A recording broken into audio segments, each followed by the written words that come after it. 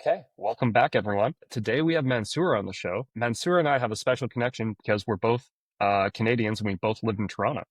So, Mansoor, welcome to the show. Thank you so much for having me, and I love how great you pronounce my name, Mansoor. Usually, usually it's not that easy. Some people might say Mansour or stuff like that, but you are very fluent in pronouncing it. Yeah, And glad to be here. I'm very excited for this discussion. yeah. I'm excited for this discussion because we kind of brainstormed off camera about what you wanted to talk about, and I was like, don't even say anything else. I'm excited to hear Yeah, right. what you have to say because yeah, dude, there's a lot of things we can unpack. So maybe let's start from the beginning. I think the thing we're going to talk about today is underutilized features on Amazon, how you're using them, because I think you've got a lot of interesting experience there. So could you maybe kind of give us an overview of what you're talking about? Oh, there are a lot to talk about. There are a lot of features, and especially I would say over past year has released so many features. Some of them very big that the people made a big deal. They talked about this, like brand analytics. We had some feature, but some of them are very small features that are hidden, and you won't even see it until you go there and you're curious. You go there and you see, oh shoot, there is actually Amazon has something that sends you alert for uh, how many weeks your inventory could cover. Small stuff like that to big features that could help you with the product research and planning. Wow. All right. Well, I mean, yeah, I think everybody and their brother has talked about search query performance report. So like let's kind of skip past the obvious one. Because to be honest, I accidentally discovered that there are inventory alerts coming through. And the reason I discovered them is because Amazon will just send them to you. It's like, hey, you only have 8 weeks of stock cover. I'm like, I didn't. Thank you, Amazon. It's funny that they're starting to invent features in Amazon that I would normally get from a tool like Sellerboard. So, like, Exactly. yeah. Exactly. And the thing is that this one that you're saying, you could even set it up. Like you go to this one is in all inventory or FBA inventories. If you click on any products, there is this alarm. You can set that alarm and it could be based on number of units or which is I'm not a big fan of because the units are, you don't know like the demand, how it's changing.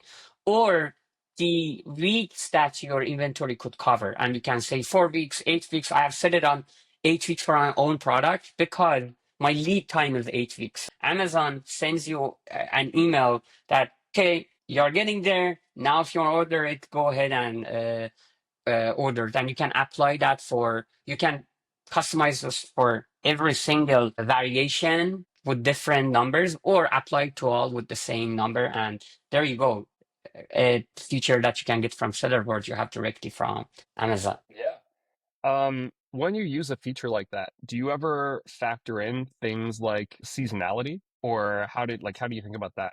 That is a great question. And all of these features, I would say, they are calculating based on last 30 days, right? That's a great call out.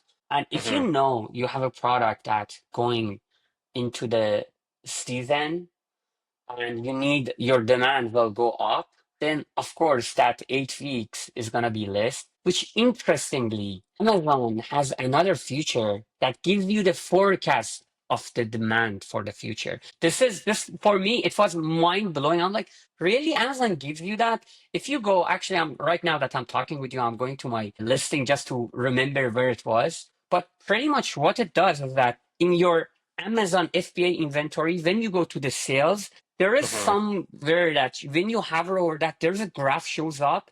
It shows you the demand, and you could go as far as 1 year. You know that, okay, there you go. It's showing me how it's going to grow over the next 3 to 4 months. You have your answer. It is manual, but at the end of the day, as a brand owner, of course, you know what your brand is, how much you are going to need based on last year, how much you are going to need inventory to order. Yeah, this simple notification, even from Sellerboard or Amazon, is for just consistent demand. For seasonal product, definitely that's a different story. Yeah, I mean, that's very interesting that I didn't realize that Amazon was giving you growth forecasts. That's definitely something I'm going to be looking at. Now, I will say for anyone listening, yeah, obviously getting a growth forecast from Amazon is great. However, you also need to keep in mind that Amazon has a incentive to tell you to just send the amount of inventory that they want you to send. So if, for example, you're trying to grow your product and Amazon tells you, hey, we want you to send this much inventory in, you're like, I was actually planning on more.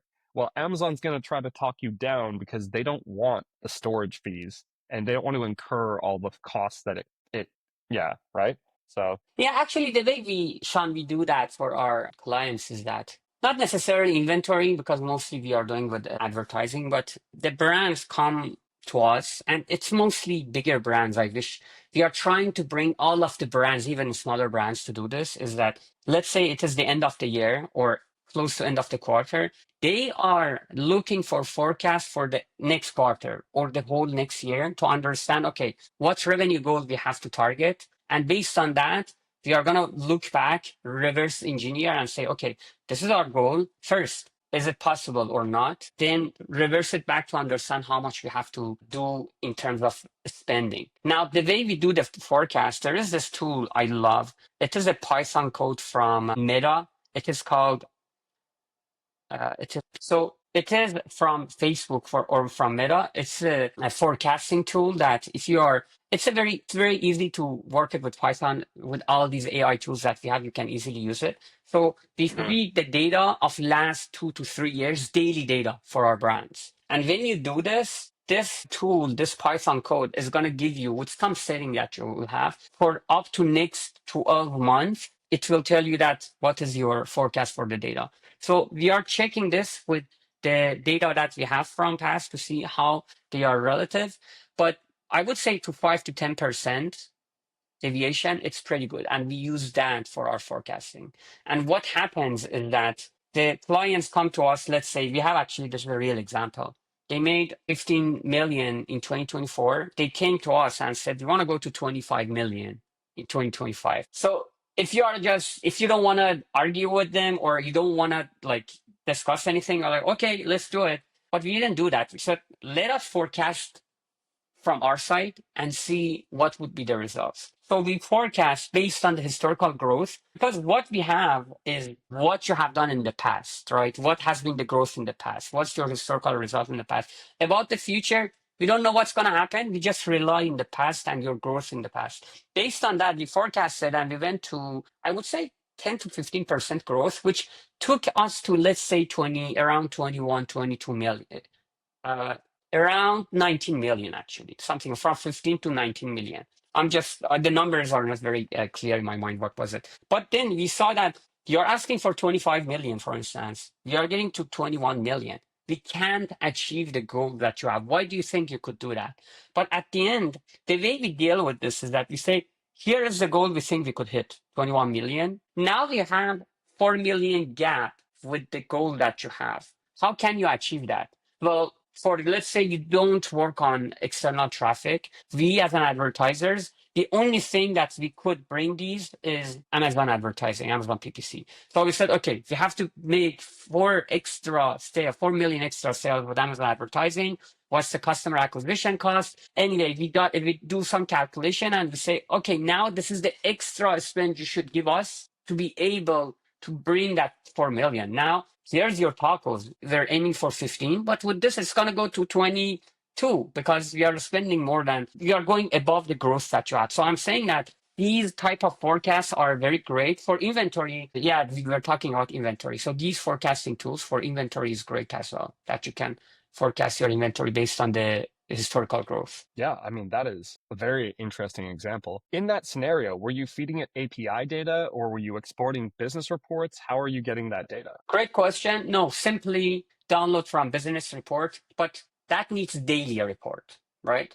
So just download the Mm-hmm. CSV file, daily report, and profit. What it means is that just means two column. What is your date? What is your second, the value? It could be your sales. It could be your inventory, whatever it is. It just looks at the date and the number and does the forecast based on that. And it could check since it is in the back end, it could see the seasonality as well. You could go to the extent that we do this. We could go to the extent that you say these dates are prime days in 2022. These are the prime days. These are the Valentine's Day. These are the prime day, Black Friday. So we give these dates. So the model knows that how to deal with these things. And even in the future, so for 2025 that we are forecasting, even give the date that let's assume these are the dates for the Prime Days and Black Friday, Cyber Monday. So it knows that those sharp movements are not outliers, but they are something happening in the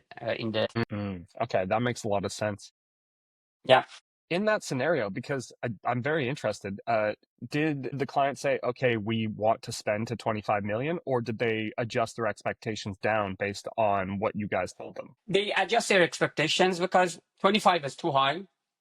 At the same time, they are like, yeah, the forecast says 20, let's say 21 million based on what you're saying. But we want to grow between, right? Because the tacos that we need to get how much we have to spend is too much for 25 million. Because pretty much everything else that we are bringing is through PPC, so it's expensive. So let's meet Mhm. at the middle and say, here's this number. So what we do based on that, we go say, okay, here's how much monthly we have to spend. Here's our monthly target goal. And even we drill down to weekly to make sure that on a weekly basis, we are tracking this to achieve the goals. And to be honest, in most cases, we have been pretty good. And there are some situations that we are off with forecast because at the end of the day, it's just a forecast, right? Forecast can't know you're getting out of inventory. Forecast doesn't know tariff is gonna happen and that there's an issue with demand. So I'm saying that it just says that based on whatever you have done in the past, this is gonna happen in the future.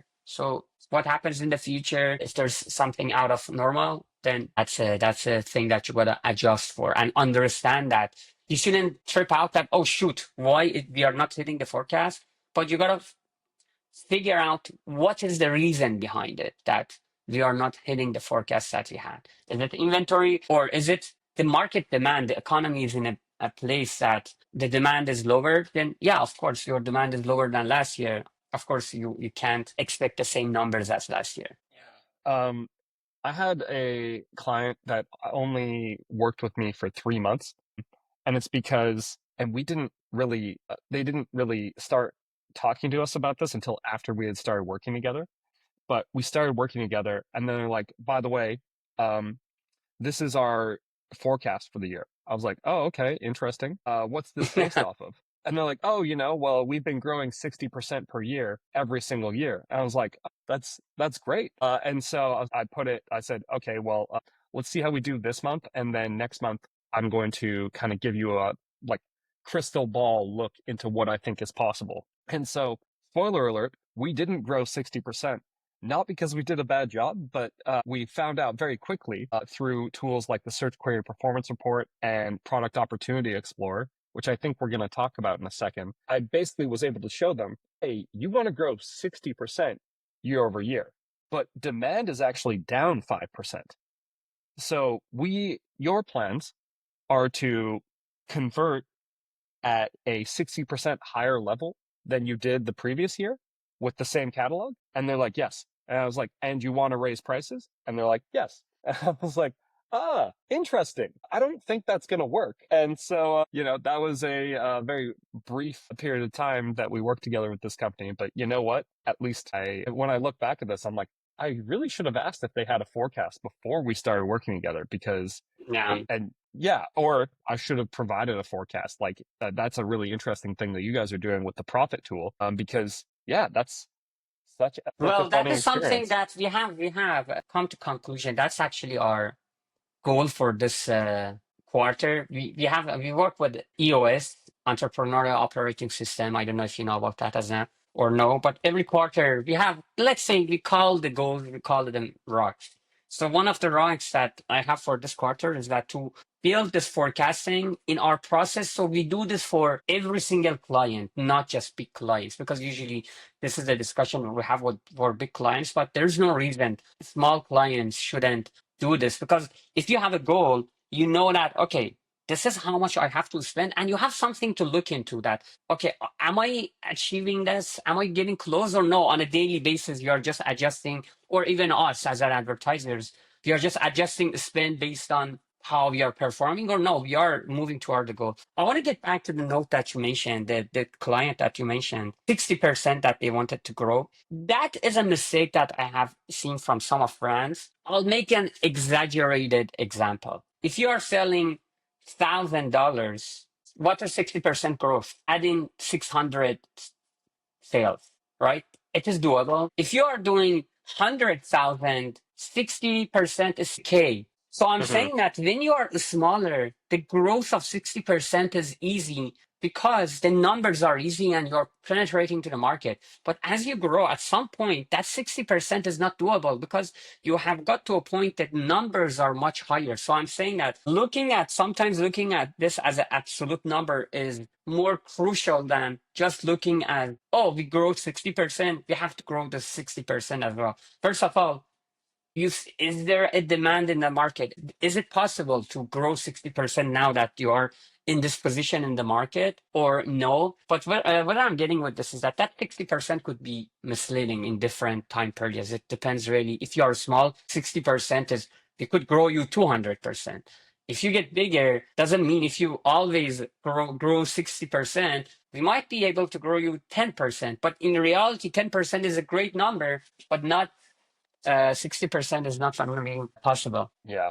Um, well, I mean, I feel like we've gone so deep on inventory, but I think that there's a few other really interesting things that you've been doing that the audience might want to talk about. So, one that I think is really underutilized and you brought up before is Product Opportunity Explorer. I would love to hear, like what you're seeing in Product Opportunity Explorer, how you're using it, because I mean, yeah, that's another very, very interesting area that I think is really underutilized. So I love Product Opportunity Explorer. I'm in love with it. But actually, 2 days ago, I had a discussion with one of our clients. They wanted to launch a new product, so we dived into Product Opportunity Explorer. They're asking me that what I think the potential is based on what they are explaining. So I'll give you one of the most important use cases that I have from Product Opportunity Explorer is finding the conversion rate. That is the best and easiest use case for me because when you launch a new product, the most important factor, at least for me, is that what is the conversion rate in this category? Because it's going to help me with my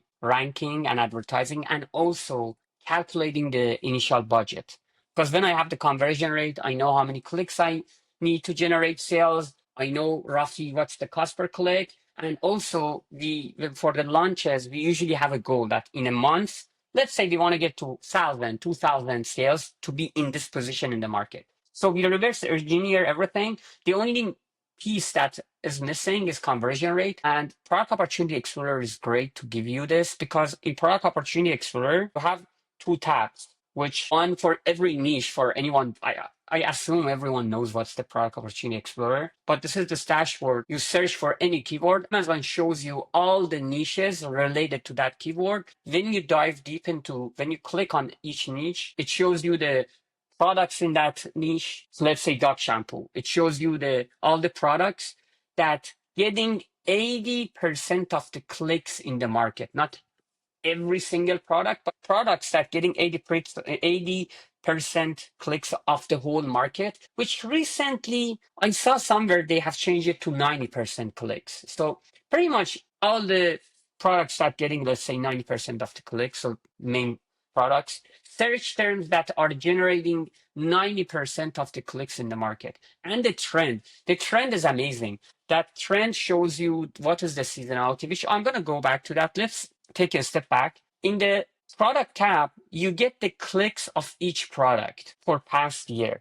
So shows Amazon tells you that this product got this X amount of clicks and so on. In the search term tabs, Amazon gives you that here's the search volume for past year for this product, and here is the search conversion rate, which already Amazon doesn't show you the purchase, but if you multiply search conversion rate, you get the total number of the purchases for each term that's happening in Amazon. You don't see anywhere this is happening except search query performance. So you have the number of purchases from search term. you have the number of clicks from the ASINs. So just sum up all the clicks for all ASINs, total purchase, total clicks, divide these two. You see the conversion rate for the market. I have checked this for many categories, and pretty much with 5%, it is the median conversion rate of the market that I see. So that is my first use case. On a side note, if you're launching in a category that you have already product there,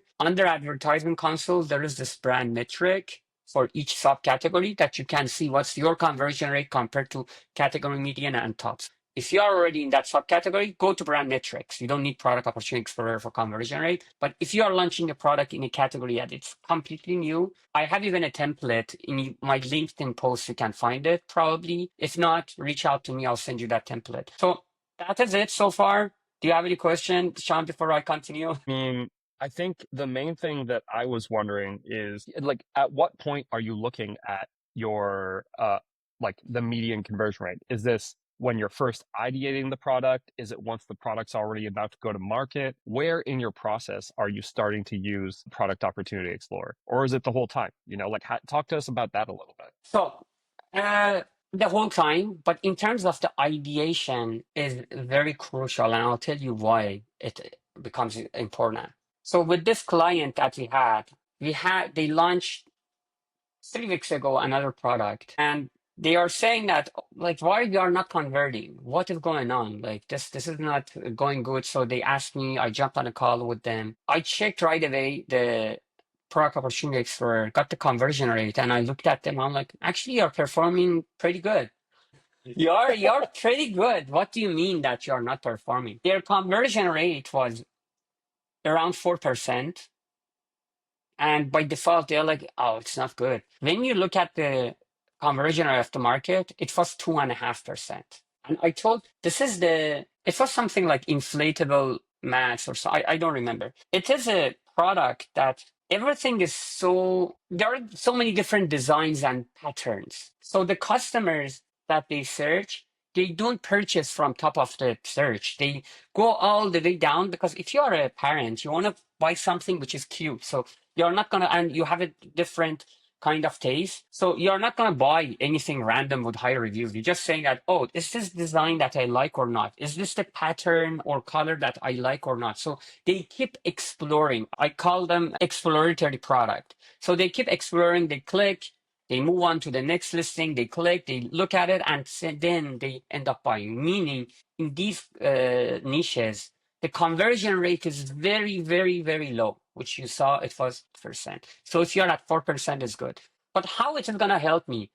These are actually, this is something that I would say, even many managers, they miss. We have learned that when we want to launch, we have to be aggressive. We have to go with exact, be on top of search, which for many categories is correct, except these type of categories. Anywhere that you see the conversion rate is very low, 2, 3, 4%, it means you need a lot of clicks, 25 to 30 clicks. Being aggressive. First, you're gonna lose a lot of money. Second, you don't need it because customer doesn't matter if you're on top of search, in premium, or in the middle of the search. The customer will find you and they will decide if they want to purchase from you or not because they are looking at 30, 40 products. They are not looking at 5 on the top. The secret to success for these type of categories is that you gotta go horizontally after all keywords, exact, and phrase with lower bid. And just make sure you are everywhere. You are visible as much as possible and you are not going after premium placements. Yeah, if you are top of search, performing, your ACOS good, everything is good, go ahead, stay there. But if you are not, your ACOS is like 300% because this was a very like $10, $12 product and you're on top of search, paying that 400 even for lunch, to some extent you could afford it. At some point you're like, guys, this is why it's not working. Well, this is not working because this is not the right strategy for this product. So that is how we do in the initial phase, to do the research and understand how we have to launch, plus understand how we have to budget for this product. So when you have products like that, by the way, we have a name, we call them incremental products. Right. when you have a product like that, are there other features in Amazon that you're using? Like you're obviously using Product Opportunity Explorer to kind of get benchmark conversion rates, but are there other things you're using to kind of make those products successful? Or what kind of features do you use and how do you troubleshoot a product? Because yeah, I feel like you've got a wealth of experience in these unique features that a lot of people don't really look at. Well, before getting to that, actually, it's kind of related. There is something that 2 days ago I said we had this discussion. I figured out this was very interesting. They are launching this product, which is kind of bath colors visit, something like that. I don't remember exactly. But here's the interesting part. So we had this call. They asked me, Mansur, where do you think we could be with this product? Because this is a product. This is the top seller, our competition in the market. They are selling 10,000 units. Our product is much better than that.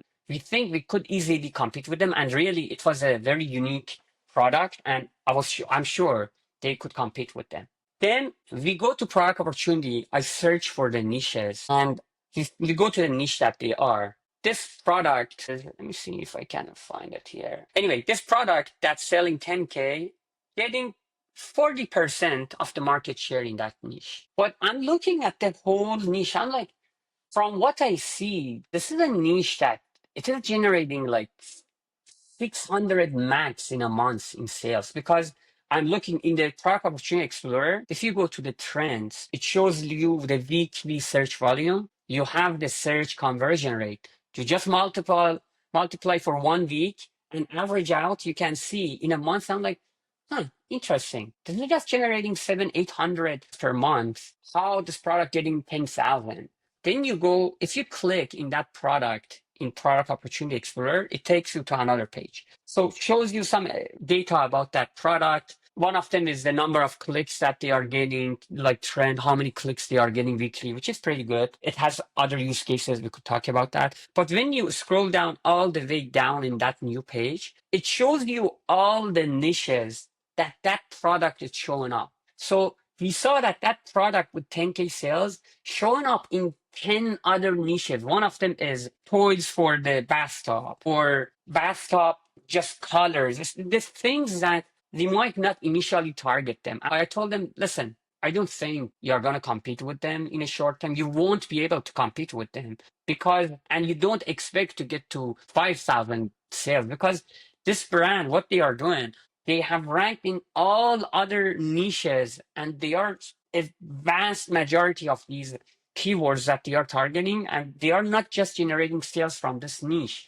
they are generating sales from other niches that you are not going to be able at the beginning afford to get, because if you want to go after all those keywords, it's going to be very expensive. So probably at the beginning you might get to 1,000 units. That's all you could do. So what I'm saying is that even this is actually something that recently I've realized that Product Opportunity Explorer could give you some nuggets if you really pay attention to that. It could give you the insights that you even didn't know that it is possible. So yeah, based on that, we said, okay, you're going to start with X amount of budget and we have to go after this small niche, which is generating, let's say 700.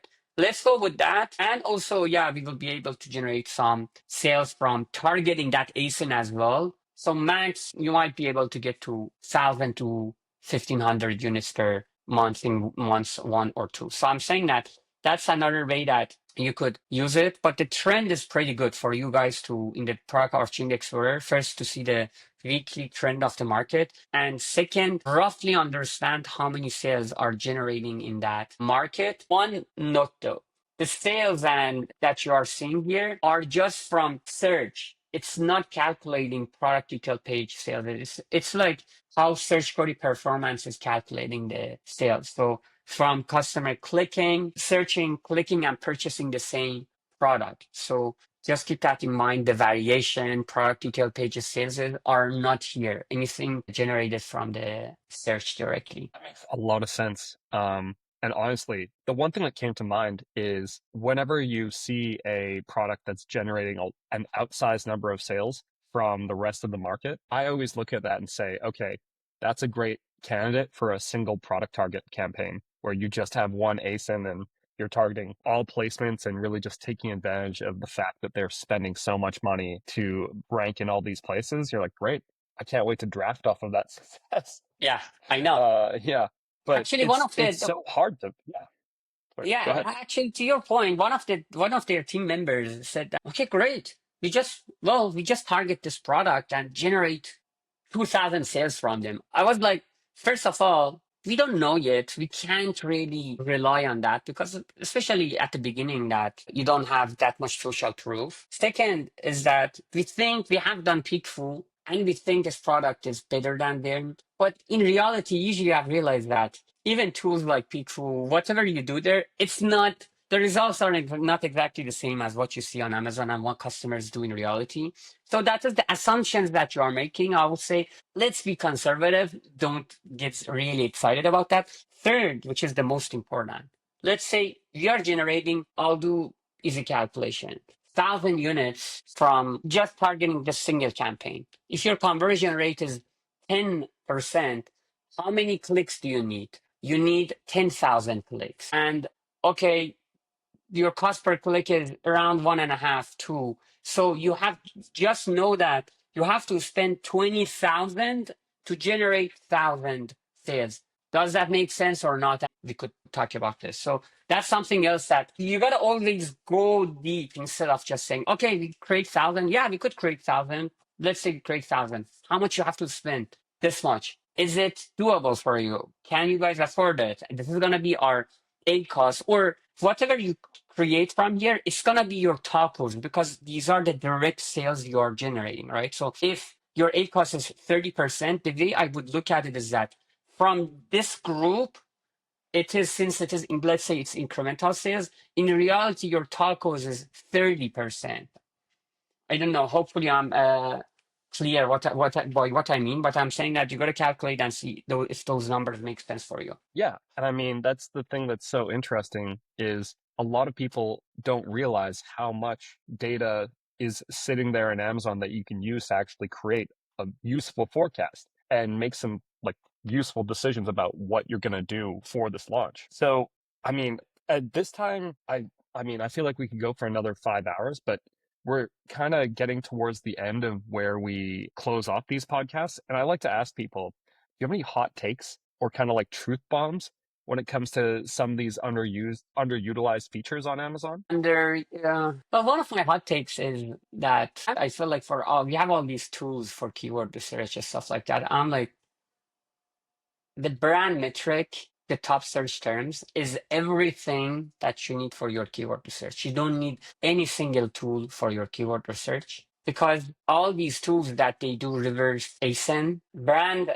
top search term, it does it for you. I don't know if people know or not. If you go to the brand metrics to the top search term, there is this input for the ASIN. You could input up to 100 ASINs there. And what happens? Let's say you are in a niche, find top 100 ASINs, the best sellers. Then you put there brand metric, the top search terms, will give you every single keyword that at least one of those ASINs getting click share. They are among top 3. So pretty much you are getting all the keywords. Not only that, the problem with the third-party tools is that when you do the research, they are showing you the last 30 days, last 60 days data. But with brand metrics, you're saying, give me this week. Or if you have a seasonal product, let's say you have a Q4 product, if you do the research now, these tools gonna mislead you. And the reason is that the keywords that people are doing in Q4, people are not searching for. So when you search, do keyword research for them or market research for them, kind of you're not getting the right data because they are looking at the past few months and well, there's nothing. But with brand metrics, you could say, go to Q4 2024 for these ASINs or for these keywords, show me the data. It's going to give you everything that happened in that Q4. So you have a wealth of knowledge for exactly that time. Even you can go as far as what is it, the monthly or weekly or daily. Like it is incredible what you can do. That's why the top search term is one of the tools that I love for keyword research. And there are so many other hot takes, but this is just one. I mean, you're taking down Helium 10 one podcast at a time. No, I feel like those tools have their own use cases, right? But for keyword research, I would say if I do use any other tools, I will use brand metrics as well to make sure that I'm very comprehensive. Yeah, no, I think that's a pretty fair take, and honestly, I think that's yeah, I'm a little tongue in cheek there, but yeah, I think that your point is valid. You know, Amazon gives you so much data. You don't need to rely on a third party tool. You can use it for its own use cases, but yeah, the third party tools are not necessarily something you need nonstop all day, every day. Right. So Mansoor, thank you for being so generous with everything you shared. Like this has been such an interesting episode. At least it's definitely been interesting for me, and I'm sure that the audience will also find it interesting. Where can people find you on the internet? Where can how can they get in touch with you if they want to learn more about what you do? Sure. Thank you so much for having me. And for the listeners, the best way to get in touch with me is from LinkedIn. Yeah, go there. I post often there, or you can just message me directly on LinkedIn. Nice. It's Mansoor Naruzi. I hope I said that right, Naruzi. That's right. And yeah, he's on LinkedIn from Incrementum Digital. Mansoor, really appreciate you coming here. Thank you so much for being so generous with your answers. And for everyone else, until next time.